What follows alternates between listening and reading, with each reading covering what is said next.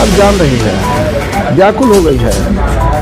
मतलब होशो हवास खो करके जो है यह झंडा उतारने चढ़ाने से क्या होगा बताइए। प्रधानमंत्री श्री नरेंद्र मोदी जी के संसदीय क्षेत्र वाराणसी से आया हूँ। मुझे इस विधानसभा के संगठन द्वारा जिम्मेदारी, उन्होंने बात मानकर एक सौगात लेकर के आए जिसमें रोटी बेटी माटी, इस पर काफ़ी चर्चा कि आदरणीय प्रधान रीढ़ का हड्डी टूट जाता था आदमी को जाने में, वहाँ चिनिया को रोड बनवाया। उस समय समझिए कि 2009-10 में स्थिति यहाँ गढ़वा का क्या था, भय मुक्त जीवन जी रहे थे नौ में। लेकिन जब जैसे ही आए, चिनिया रोड नहीं बन पा रहा था, लेकिन ये खड़ा होकर के रोड बनवाए, ऐसे ऐसे विकास किए हैं। और जानते हैं गरीबों के लिए बहुत से, पहले कुआं नहीं मिलता था, पहले कुआं एकदम, अब मैंने 2-4 कुआं अगर कभी आ गया तो नसीब से होता था। लेकिन कुआं गरीब के लिए मनरेगा में ये इन्होंने सबसे पहला प्रावधान डाला अनुश्रवण समिति की बैठक में कि हर जरूरतमंद किसान को कुआं दिया जाए। इन्होंने पारित कराया, पूरे झारखंड में बोल रहे हैं कोई नहीं किए, ये काम किए। तो बहुत तरह के पढ़े लिखे आदमी हैं, इसलिए इन्होंने ऐसा ऐसा काम किया। और वो कितना चिनिया से रनपुरा कितना बताएं हम विकास। चापाकल मतलब क्या कहें, कम से कम 20,000 चापाकल गाड़े होंगे। मंत्री जी तो अभी तक उसका वासा नहीं बदलवा पाए। शुक्रिया कुर्सी आलम जी, अल्पसंख्यक प्रकोष्ठ के पदाधिकारी। देश के यशस्वी प्रधानमंत्री श्री नरेंद्र मोदी जी के संसदीय क्षेत्र वाराणसी से आया हूँ। मुझे इस विधानसभा के संगठन द्वारा जिम्मेदारी दी गई है। मैं यहाँ का प्रवासी के रूप में मैं पिछले 4 दिनों से भारतीय जनता पार्टी के प्रचार प्रसार कर रहा हूँ। और देश की आज़ादी के बाद पहली बार कोई प्रधानमंत्री गढ़वा जिला में आया है। अगर मेरे विचार में ऐसा होता, सबका साथ सबका विकास सबका प्रयास, कभी ऐसा नहीं करते।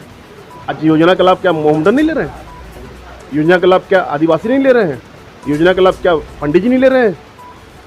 अनुसूचित जाति से लेके हर वर्ग की चिंता करने वाला देश की आज़ादी के बाद कोई प्रधानमंत्री पैदा हुआ है तो गरीब माँ का बेटा चाय बेचना प्रधानमंत्री नरेंद्र मोदी जी। प्रधानमंत्री ने किया है, मिथिलेश ठाकुर ने अंतिम पायदान पर खड़े व्यक्ति आवाज़ उठा रहे हैं कि यहाँ परिवर्तन होना चाहिए। यहाँ पे माननीय प्रधानमंत्री जी के नेतृत्व में सरकार बनना चाहिए। यहाँ शिक्षा की एकदम बुरा हाल है। यहाँ पे हम देख रहे हैं कि 150 बच्चे हैं तो 1 अध्यापक है।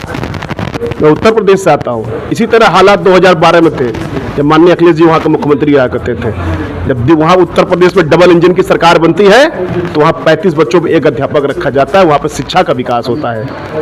जिस तरीके से गढ़वा विधानसभा में सर करप्शन का अड्डा बना हुआ है। मैं गढ़वा जिला माइनॉरिटी के अल्पसंख्यक मोर्चा का महामंत्री अंसाद बाबू। अभी गढ़वा विधानसभा का संयोजक प्रभार मिला है। अल्पसंख्यक मोर्चा के गांवों में हमारे यहाँ अल्पसंख्यक मोर्चा कमेटी 10 मंडल हैं। हमने भ्रमण किया तो लोग जो अल्पसंख्यक वोटर हैं वो हम ही से कह रहे हैं कि पहला व्यक्ति सत्येंद्र नाथ तिवारी गढ़वा विधानसभा का है कि आदरणीय प्रधानमंत्री श्री नरेंद्र मोदी से प्रयास करके गढ़वा की धरती पर उनको उतारा गया। और उन्होंने बात मानकर एक सौगात लेकर के आए जिसमें रोटी बेटी माटी, इस पर काफ़ी चर्चा है कि आदरणीय प्रधानमंत्री गढ़वा की धरती पर आने का क्या कारण रहा होगा सर? आने का कारण देश आज़ाद होने के बाद या उससे पहले मंत्री किसी केंद्र में सरकार कांग्रेस की इंदिरा गांधी पलामू आई थी, रेहला आई थी बिरला इंडस्ट्रीज का उद्घाटन करने, उसके बाद से यहाँ पर किसी प्रधानमंत्री का आगमन नहीं हुआ था सर। तो अपोजिशन का ये सर कहना है कि माननीय पूर्व विधायक का जनाधार बिल्कुल ही नहीं है और जिन्हें जनाधार को बढ़ाने के लिए देश के महामहिम प्रधानमंत्री को गढ़वा जैसे छोटे जगहों पर आना पड़ा सर। क्या कहना है?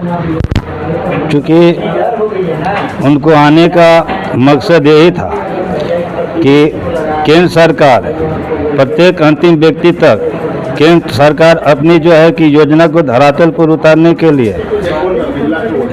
प्रयास करते रहे। लेकिन वर्तमान सरकार यहाँ जे के सरकार है रोकने का प्रयास किया, जो कि भ्रमण में हमको ये पता चलता है, जानता करिए कि पीएमजीसीवाई तो केंद्र का फंड है और एनएच मतलब जो सड़कें का काम हो रहा है तो केंद्र सरकार की फंड है।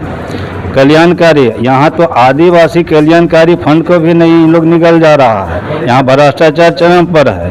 हर जगह जाने के बाद जनता कराई हो रही है। इनको कहना है कि जो पूर्व विधायक यहाँ का विकास किए हैं और वही है, बाकी नया ढंग से कुछ नहीं किया गया है। सिर्फ आपने लूट खसोट करने में, बालू चुराने में है, बालू बेचने में है, पत्थर बेचने में है। और यहाँ जो है कि शहर का जो सड़कें हैं देख लिया बारे में जाए। आप जिक्र कर रहे थे सर।